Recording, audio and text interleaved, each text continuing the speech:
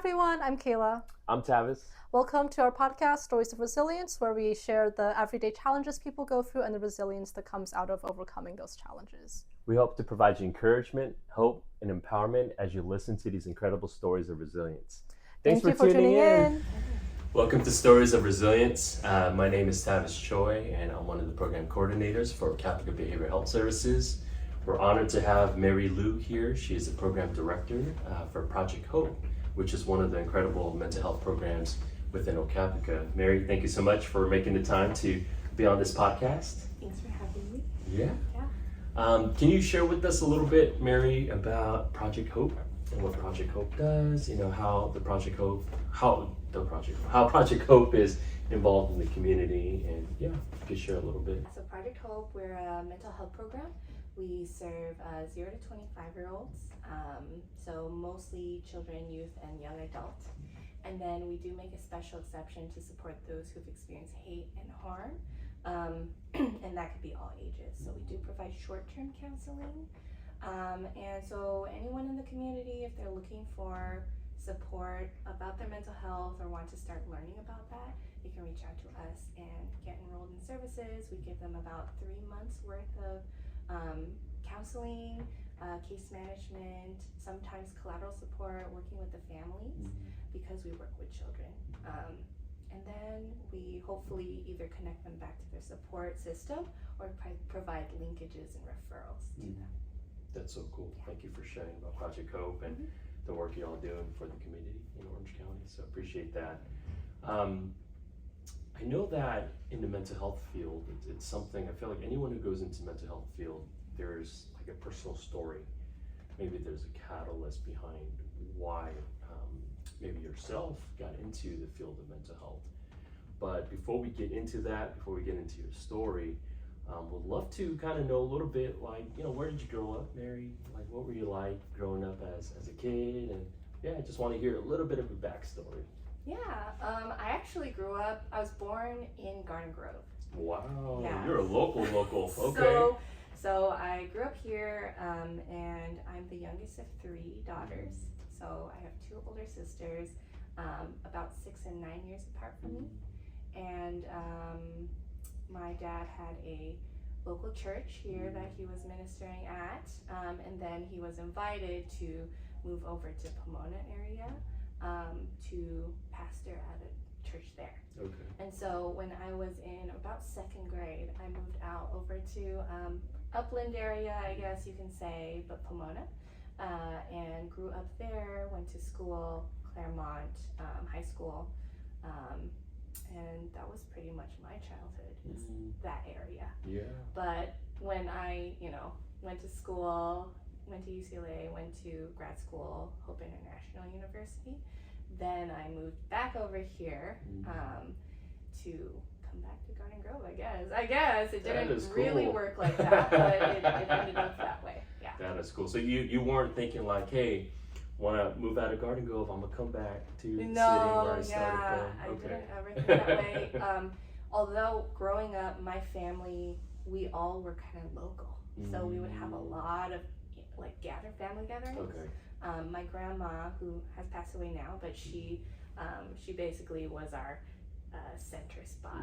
We would always come in for our family events. Peking restaurant, Peking Gourmet. Yes. That was our go-to family restaurant. I love it there. Yeah. I love it there because a lot of those Korean Chinese restaurants no longer offer, or at least I haven't seen many that offer like the cabbage kimchi. Oh, that's the best one. But they still give it to you at Peking Gourmet. Really? I Yes. didn't know. Okay. I love it. My husband tried that kimchi, Okay. and he was like, "Oh, I didn't know kimchi could taste like this." Yes. And he's Chinese, so it kind Okay. of meshed a lot better for his Gotcha. palate. I love it because it's like the crunchiness and it's like the flavor. It's like, Yes. I'm getting hungry. Yeah, that place is great. I know this podcast isn't about food. I know. We're not sponsored to talk about it. Yes, but... we're not. I mean, we're not sponsored by Peking Gourmet, but at Peking Gourmet, if you ever watch this and you love to sponsor us, hey, some of that free cabbage kimchi would be nice. Next time it'll just be on the Hey, table. with some black bean noodle sauce. Ooh. And Yeah, definitely. we gotta stop talking about food because I can just go on and on about food. Yeah. I guess we have to be resilient in a way to keep away from things that we love talking about. Okay. But coming back to, I guess your start into the mental health field, and even before that, was there a catalyst in your life? Was there an event? Was there something that, you know, got instilled into your heart and into your mind of like, hey, you know what, I'm kind of interested in this field. This is something I want to get involved with, and this is something I love to be a part of. It definitely comes back to family. So for me, when I was in college, undergrad at UCLA, I did move out, dormed on campus. And at that time, my older sister was living back at home with my parents.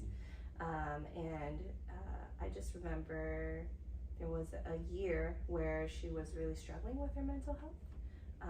And I did get permission to talk about her story and my family's story today. So yeah, no holds barred. They just want to be able to encourage people with their story. She's a huge advocate. So Awesome. yeah, but she was struggling with some auditory hallucinations and even some visual hallucinations as well, but just experiencing a lot of depressive symptoms. And my family didn't really know how to engage with that. And at the time, I was pursuing environmental science at school. Okay. It was one of those things where it's like, what do you want to be? That sounds good. But as I pursued that at UCLA, there was a chemistry course where chemistry kicked my butt in college. So I failed the class, I took it again, and I failed again. And once you fail twice, you actually are ineligible to pursue that major because it's a requirement. It's like a prerequisite in order to. I took the class again and I passed. So I was able to, for myself, pass the class. But for the major, I wasn't able to. So I was looking for another major to go into. And that was all at the same time as my sister struggling, my family not really knowing what to do. And so because of that, I started getting interested in psychology. I just was really curious about how does the brain work? How is it possible that somebody at one point in time acts like this and does these things, and then there's this shift, whether it's behavioral, symptomatic, you know, through their brain chemistry. And that shift for me was, one, fascinating, but also creates so much stigma for people. They don't understand it, and so therefore they are really upset with the person. They don't understand, and they try to orient them a certain way that might not be most healthy for them. So all those things were why I decided to go into the field, wanted to learn more about it and use it to best help families like my own, because we just were so ignorant about why it was happening, what to do best, and find resources that would help her. Right. Thanks for sharing that, and we'll go a little bit more into that. But prior to even your sister's experience with mental health, were you aware of mental health challenges before? Because I know we come from an API background, and mental health is such a huge stigma. You know, I think there's been a lot of improvement over the years, but I feel like it's still something that we're trying to kind of educate and inform the community about mental health, bring awareness. But was that kind of the first experience with mental health in your life, with your sister's situation, or were you aware of that before? Were you knowledgeable? Did you have experience? Did you hear about mental health? Like, I'm just kind of curious if. Yeah, there's a lot of times right now where I think back to the resources we provide and the services we have here at Okapica, and I'm like, I don't remember ever having eyes or ears on things like that in the past. And that just might be that I wasn't around it, but I do think there's been an increase now in mental health being in the forefront of people's brains, being able to talk about it more openly. But in the past, I would say it was probably around, but it was spiritualized more. It was more that, oh, like you have anger, you have sadness, you have something you're worried about, give it to God. So it was never able to be addressed from the same lens that I can address it now, because it was just more like, oh, you should pray about it. You should get accountability with your friends about it, but you don't go and get it treated. Yeah. I can relate and I can resonate only because, you know, my background also coming from being a pastor for 15 years and growing up in kind of that faith environment, which is still a big part of me. But I remember the same thing, like it's kind of spiritualizing everything. And I know spirituality is definitely a means and it's definitely a tool that can be utilized. But then, you know, coming to understand and learn a bit more about how maybe there's things that we can also utilize in terms of tools and means when it comes to like expertise in psychology and counseling therapy, whatever it might be. So as you're sharing right now, I'm like, oh man, I do remember that saying like, hey, just kind of pray about it, give it to God, and things like that. It's like, you know, that is good, but sometimes you need also clinical perspective, right? And how to handle and how to address the situation. So thank you for sharing that. And, you know, I'm just kind of curious, Mary, then as, you know, as your sister is experiencing some of these challenges, what are some things that are going through your mind? And what are some things that you're experiencing and feeling, hearing about, you know, some of the challenges that your sister was facing? Maybe like the first time you heard about it or the first kind of season that you're having to go through it. What was that like for you? Yeah, I feel that my sister, growing up, it was pretty difficult for her. She experienced very severe bullying. She also has epilepsy, and it kind of affected a learning type of a disability that she had. So just overall, she had a hard life, I would definitely say, and that led to her mood fluctuating a lot. So when that was occurring, that was like an escalation of many years of just, this is just how do I deal with this type of personality, these type of emotions, how do I help my sister feel better? But that was just all things I took on as her sister. And so it never was like, oh, there's something here that needs to be addressed, until it escalated to the point of, oh, you're hearing things that aren't there, you're seeing things that aren't there. And she had a lot of bizarre movements, bizarre actions and behaviors that suddenly it was like a realm that I was a little bit more like, I can't accept that is normal, that you're gonna live your entire life with that. What's going on and how do we address it? Not to mention, she also did have suicidal ideation. That was a little bit more of a constant before too, of, you know, not wanting to live, sharing that with us. So yeah, it was kind of this switch of, it got to a point that I started taking it much more seriously from a mental health perspective, versus this is something we deal with in the family. It's just, that's just how she is, and that's something we talk, you know, whenever she's angry or upset or sad, we have to talk to her, make her feel better, bring God into the picture. It became more like, okay, we have to do something about this. There was one particular situation that I remember got me to that point was, she had been talking about suicidal ideation, very active, would kind of threaten it several times.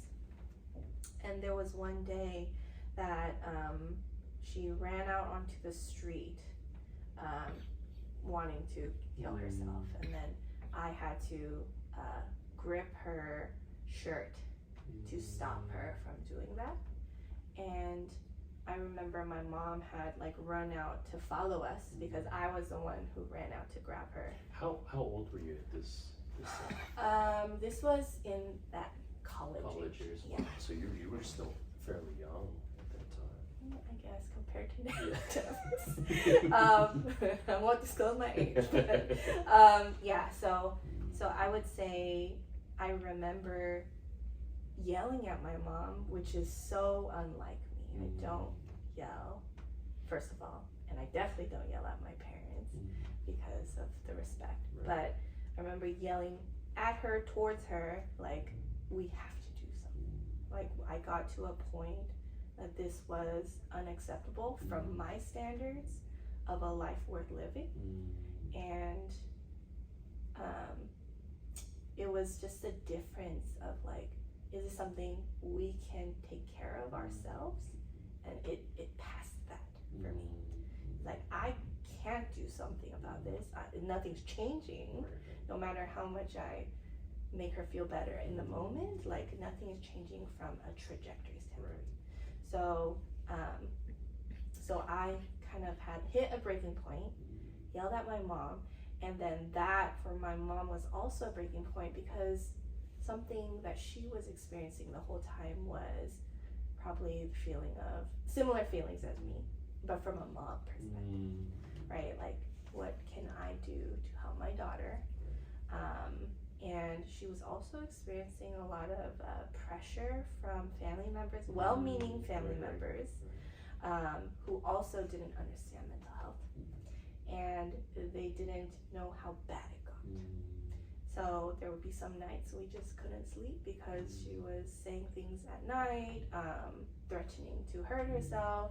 I remember one day my other sister had to like stand guard at the door. Couldn't sleep through the night because it was like a danger, a safety issue. So like all of those things, me and my immediate family was dealing with, understanding how severe the situation was. My extended family, also spiritual, also religious, wanted to handle it, you know, pray about it, but they didn't understand why we couldn't just keep it, you know, like fix it in the family, right? You know, why are we going to a professional for support? This is something shameful to talk, you know, to fix and do. And they put a lot of pressure on my mom to fix it. You know, if only you could just do this differently.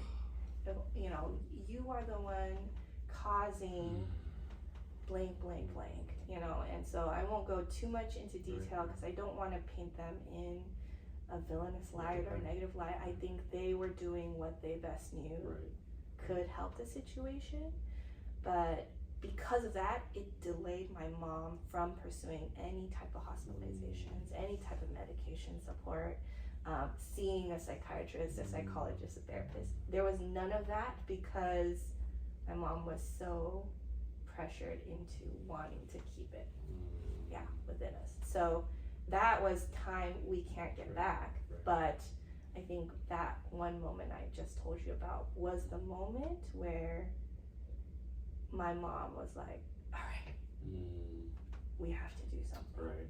And so we did end up having her hospitalized, and she was there for several years. But that was kind of that whole situation, and I, during that time, was just didn't know what to make of it. But all I knew was like, this is what we need to do. I can't like imagine your mom feeling all this pressure while she's already feeling pressure, seeing her daughter, not only just her daughter but her other two daughters, doing everything they can to help their sister, right?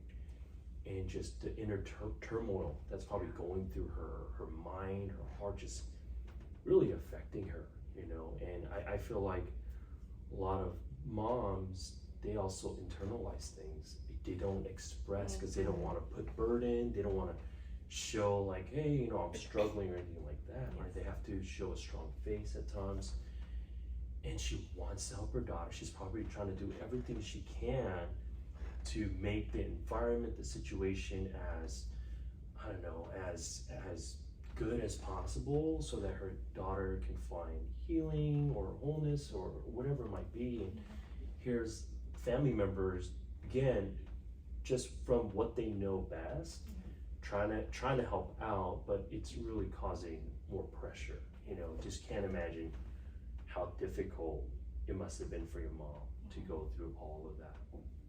Again, while she's dealing with her own inner thoughts and feelings, and even for you to yell, right? Yeah. And it's like, oh, that's like, whoa, like my daughter doesn't do this. This is out of, you know, kind of the ordinary from my daughter. And you know, for her, it's like, okay, this is it. Like everyone's at a breaking point. And it felt like for you, Mary, it's like, oh, it was like a cry for help. Like we try what we can. We're just putting bandages. Exactly. It's not really addressing the situation. We need to do something different. Yeah, my mom, she continuously shares with me and my other sister that if we were not there, she doesn't know what she would have done, because she was just encountering so much opposition. Right. I think that's the word.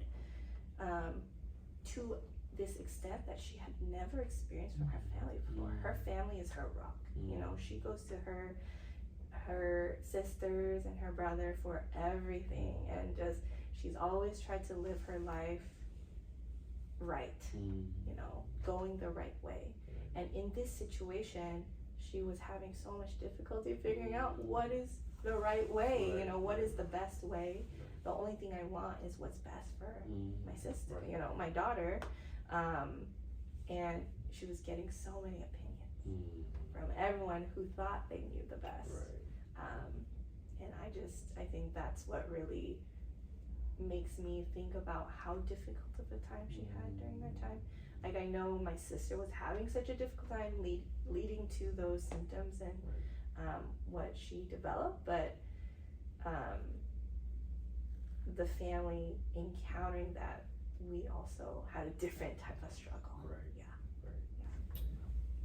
You know, as you're sharing your story about your sister and the situation with your mom, you kind of coming to a breaking point, I want to ask a question of stigma being there, kind of spiritualizing a lot of this stuff, maybe generational gap in understanding or perspective on mental health. How did you navigate, like, having to wanting to help your sister, but also having to communicate with your parents, your mom, your dad, like, hey, we need help? And how did you navigate through all of that to get to a point where, like, all right, as a family, we're agreeing to seek professional help? Probably for me, I want to say that I have a really good relationship with my parents. They trust me a lot and they value my opinion. And I think from that kind of underlying it all, then when I speak, they listen. And that's really important, because I think when you're saying something and they don't listen, it's just even more so frustrating for the long term. But as I've said, I don't normally speak that loud or have such a strong opinion about what we need to do. But my mom listened. And something in API culture is this, what's the word? Aversion to medication. So medicine, you know, like for me too, how often do I go to the doctor? I don't even know, right? Like, it's not very often. I only go when I'm really hurt or needing something. We have this tendency to kind of hold all the symptoms in until they get so bad that you need to, like, you know, dress a bleeding wound kind of thing. So, like, I guess from that mentality that I also have and still continue to have, how do you then bring in this idea of medication and utilizing medication there's probably lots of side effects. It's not the best of best medications, and you're utilizing it to handle symptoms that you don't understand. It's very understandable why people are unwilling to like step into that. But there have been instances in both my family and also my practice and seeing the clients that we see here at Hope. Medication does support a lot of that healing process. It's not the only way.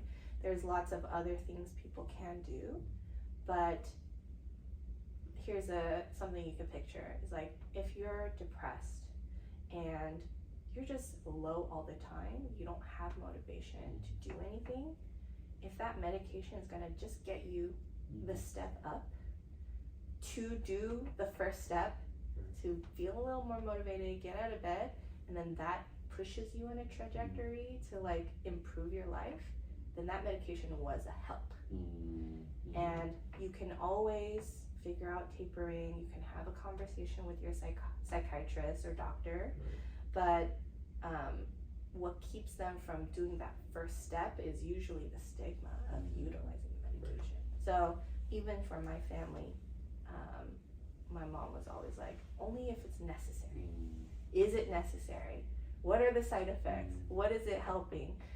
Always wanting to taper it and use a titration system with the psychiatrist, like how much less can we take her off for the same effect?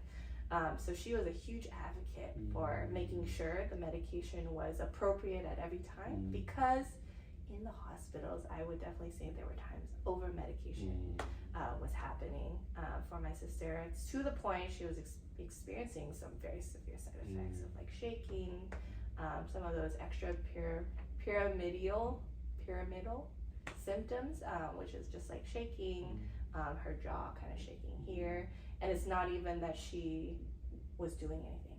It's just she's just sitting there and then everything is shaking. So that's kind of one of the signs. I mean, I'm not a doctor, so you can't really share this and make it known to everyone that they should follow my advice. But for me personally, I did notice my sister was over medicated. So then we had to speak up and say, hey, we're noticing these side effects. Can we try something new or have less of that? So the family really supported in that process. But I think it was great she got started on it, because that medication decreased the auditory hallucinations, the visual hallucinations, helped kind of cut the lows of the depression. So the depression for her, it just went so down that it got to psychosis, right? If you can imagine that way. You're so depressed that you start to lose sense of what's reality. So it kind of cut the bottoms off of that and helped her to stay within a level that was more manageable. So that's like almost, that's so difficult for like a real person to stop that, because that's happening internally in the body. So yeah, so I would say medication wise, I've definitely changed my mind a little bit more about it in the mental health sphere, and had to advocate for that with my mom, so she could understand what I understand. Because she was also at the level of, oh, like, we shouldn't do that if it's not necessary. So that's kind of the first thing I had to advocate for. Therapy, still, I think still my parents have a stigma towards therapy, even though I'm a therapist. You know, I'm like, Dad. But what if they say only if Mary, you would be our therapist? You would, you know. Honestly, they have tried, but I'm like, no. We're not going there. Yeah, I'm not gonna have extra level of.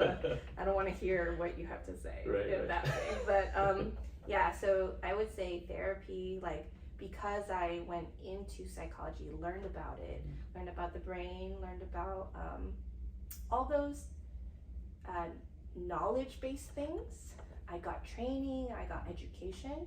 I was then able to bring that to my family, because they don't have access to that. All they know is the huge mass of information on the internet that you don't know if this is correct or all that. So when it comes from a trusted source like me, it's a lot more understandable, easy to chew, and they have have me vouching for whatever that information is. So that's both with my family and also extended family. It kind of bleeds over, yeah. Because now that I'm more of an expert in my field, kind of looking to me for questions like that. That is cool. Yeah. It's like it almost seems like there was a turnaround. Yeah. Like during the whole situation, or in the beginning of the situation with your sister, it seemed like your family, extended family, weren't so open. But now, maybe a couple of years now, to this present moment, now they're open. And they're like, hey, we want to talk to Mary about some of these things and ask questions. A little bit more open. I do want to clarify. It's a hard road. At least it's still a little open. I don't want people to think it's like, wow, it's like a... I wanted to ask you two questions as you were sharing. One is, as you were sharing, it almost seems like, hey man, Mary the whole time was even keeled. Like she was cool, she was straight, like, hey man, we got this until maybe that breaking point. But how were you, I guess, able to stay grounded, or were you even grounded during that season trying to help your sister? And how were you making sure, or how were you addressing your own needs at that time? I'm pretty sure, you're probably tired, fatigued, stressed out, confused. There's so many things going on for yourself. You being the youngest daughter, the youngest sister too. What was that like for you? And then secondly, you mentioned how you, like your parents value what you share because of the relationship that you had. How did you build that? How did you build that relation to a point where they will value what you have to share with them? That's a good question. Okay, so your first question, for me, I guess if people know me, they speak on the amount of patience I have. It's kind of beyond what normal people would provide in any given situation. It's both a blessing and a curse. But I have so much patience, and I also do believe in God, and so in that time frame I did provide a lot of reflection of seeing, what is this, and why is God providing something like this in my life, in my family's life, in my sister's life.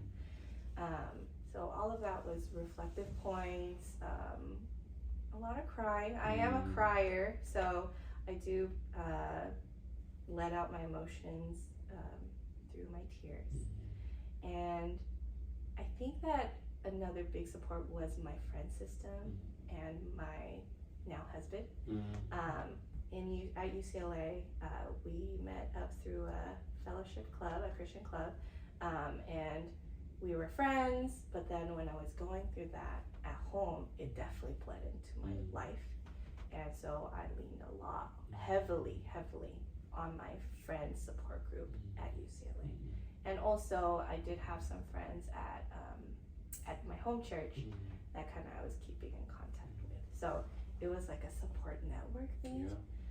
Being able to have those really genuine conversations with my accountability group at the time, shedding some tears, being reflective of my own, shortcomings and how I could do better, be better, but also acknowledge where I was at. There was a moment where I remember thinking when I was with my sister that she would never smile again. And that was like such a hard moment for me, where I was like, this can't be. This is not what God intended for her, versus like what our family, we should really be trying to support her to get to a point where she can experience true emotions. All the tops and the bottoms were cut off from the medication. She was just kind of zombie-like state. And that was just unacceptable to me, I suppose. And I put in a lot of effort to make sure that was being addressed. Showing a lot of love, a lot of care. making sure that I was being poured into both spiritually and through the love and care from my friends and family, and then being able to direct that toward the person who was hurting the most. That's so good to hear, because I feel like a lot of times people pour into like helping, supporting others, while they don't take into consideration of people also pouring into them, right? It's kind of like, I know this analogy has been used a lot these days, but about the whole airplane thing, make sure you put the mask on yourself before you can help somebody else, right, with the oxygen. And it's so good to hear that while you were there for your family and doing the best you can, working with your family to support your sister, you had a support system pouring into you and safe space for you to get help and support that you need while you're going through this whole situation. So that's so good to hear. How did you build that relationship with your parents where they value what you share with them? How did I? Yeah, that's a good question. Just because I think being the youngest of my three sisters, I got a different version of my parents than my sisters did. They immigrated here closer to, I believe, either college or after college. So they were needing to figure out what life looked like in America. They had gotten married and then had a family. There was a lot of things my dad was experiencing and dealing with, my mom was experiencing and dealing with. And I think they had a couple of years to figure it out before I came along. And so I do put a lot of, emphasis on the work they did. They can still do work, but the work that they did to show me love and care allowed me then to show that to other people. And my mom has a saying, she's like, if you don't do this work, like, who out there has received as much love and care as you have a responsibility to pour that onto others. So I think, it's just through probably my personality growing up. I don't feel like I was like disrespectful. I care a lot about them, and when I speak, maybe, I don't know, it's just something I've developed, but it's a natural tendency to try to say things in a way that someone will understand and listen. And so when I use that ability to do that and hear them out, it allows them to hear me so much more easily. You shared with us about your family, particularly about your sister and her situation facing a mental health challenge. We'd love to hear, like, how's your sister doing now? What is she up to? And just maybe an update of what's going on. Yeah, I'm glad you asked that question because I'm so proud of my sister. So she's had a really tough life. I kind of had a series of hospitalizations, coming back out, needing to continue outpatient therapy, figuring out medications and stuff, but no hallucinations, both auditory, visual. I believe she stopped therapy. So she had continued to do it, but she just graduated recently. It had been tapered off. And she just did a speech recently that I had the privilege of going to for one of the programs in her area. It's called Courageous Minds, and it's where you say your story, you say your piece to try to empower others who are in your position. That's amazing. And so it's kind of helping them formulate their story, but help them with public speaking as well. Wow. So she just did that with another fellow peer at the time. She's been mentoring others who are kind of going through that process of mental health, their journey. That's amazing. So she's a peer mentor. Okay. And then she's also actively serving in church. I would say we talk every week. I make sure to have time with her. She's coming over and we're gonna have a sister date soon. But nice. she's just in a much better spot than I could have ever imagined for her. And the first thing I want to say is like that's definitely God's doing for me in my life. Like I would never have imagined this type of life for her right now, but also it's like so much tenacity and like courageous building in her life to get to this point. For sure. For her to put in so much work to get here is like kind of incredible. Right. It's I think it was so good that she had a family, she had a support system that really helped her at maybe at the moments that it was like her lowest point. She had that support system to help her through, and it's so, I keep saying the word amazing because it is, just to hear how your sister's doing now and how she's empowering others with her own story. Being a peer mentor, like this is amazing. Like I want to meet your sister, you know, like oh man, that's so cool. And she has such a resilient story to share, and I'm for sure, I know this is going to empower so many that are tuning in, and I know that her story is going to empower so many that are maybe in the situation that she was in, and that's so good to hear. Thank you for sharing that. What is something, Mary, as we're closing off this episode, what is something that you would share with someone who might be tuning in that might be in a similar situation that you were in? Maybe there's a family member, a friend that is going through a mental health challenge situation. What is something that you would want to share with them?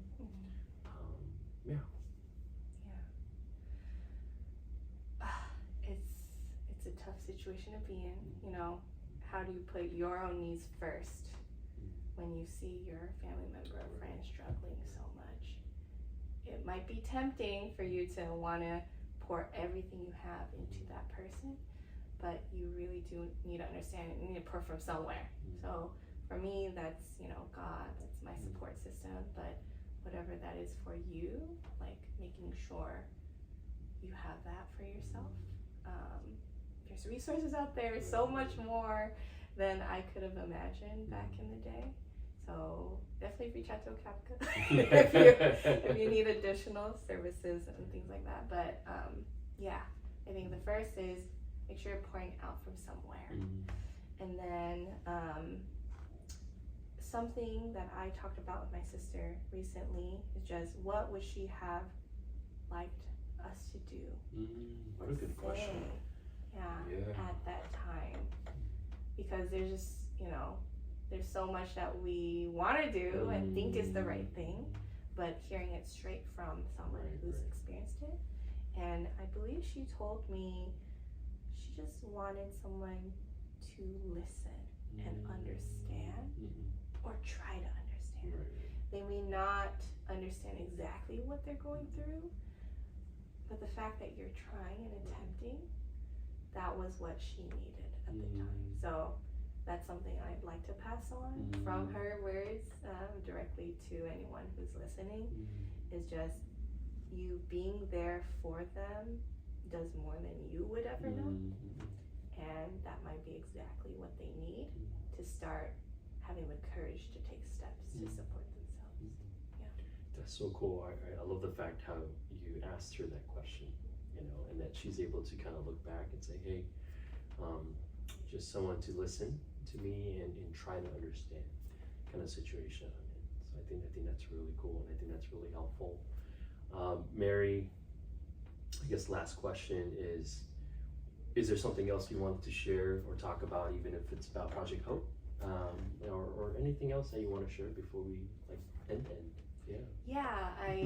I forgot to mention, we also do outreach.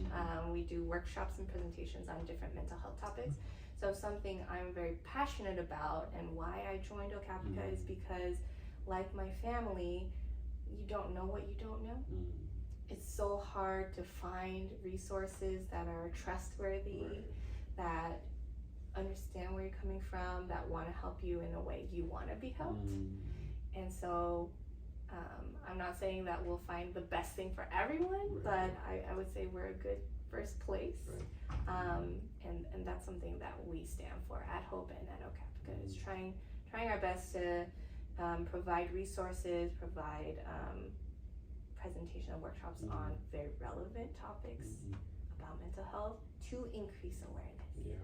That's a really big thing, is people need to know what they're needing to Right. know about Right. first. Right. That's what we're trying to tackle, and then we're also trying to reduce stigma. Stigma, kills people. Right.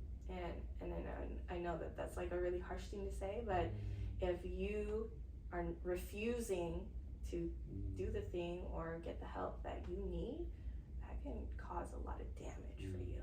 So I think that's something we at Hope want to try to help, both whether that's parents stopping, their children from getting resources, or the children themselves, having an internal pressure not to accept help. Accepting help is kind of the thing we try to encourage our clients to do, because it kind of doesn't come naturally. A lot of people want to be independent, want to say I'm strong, and able to care for myself, and show that to people, but that rhetoric stops people from accepting help they need.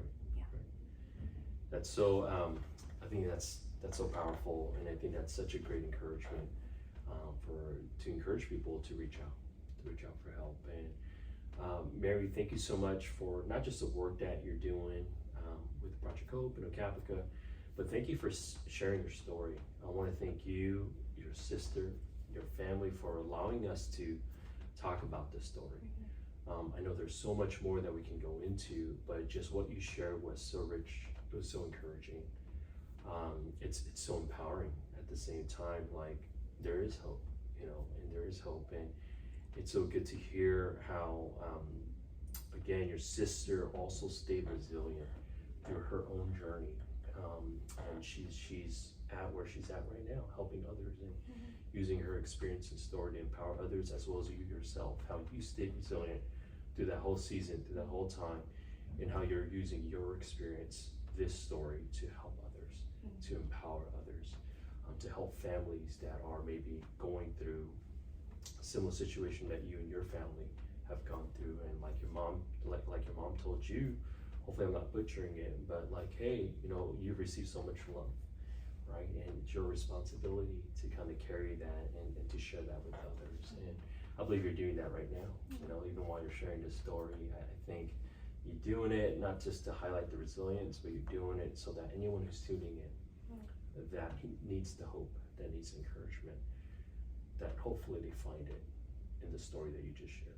So I want to thank you so much, Mary, for being on the pod and sharing the story. And we wish you the best as you continue to reach out and help the community, and we wish for the best for your whole family to continue to grow healthy and well. Thanks for sharing. Thanks for being here. Appreciate it. Thank you so much. It was great.